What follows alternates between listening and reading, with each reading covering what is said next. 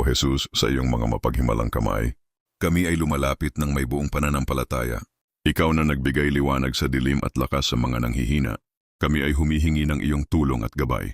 Sa mga oras ng aming pangangailangan, ipakita mo sa amin ang iyong mga kamay na puno ng biyaya.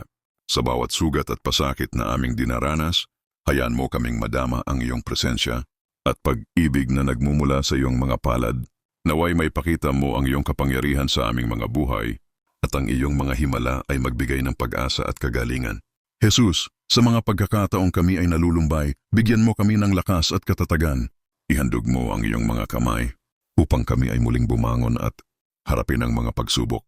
Sa bawat hakbang na aming tatahakin, naway ang iyong mga kamay ang aming gabay at proteksyon. Kami ay nagdarasal para sa lahat ng mga taong nawawalan ng pag-asa.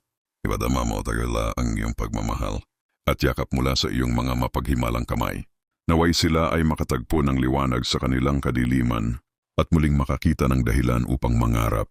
Sa huli, itataas namin ang aming mga puso sa iyo, nagtitiwala sa iyong mga pangako at sa iyong mga kamay na may kakayahang magbigay ng himala. Salamat, Jesus, sa iyong walang kondisyong pag-ibig at sa mga biyayang patuloy mong ipinagkakaloob. Amen.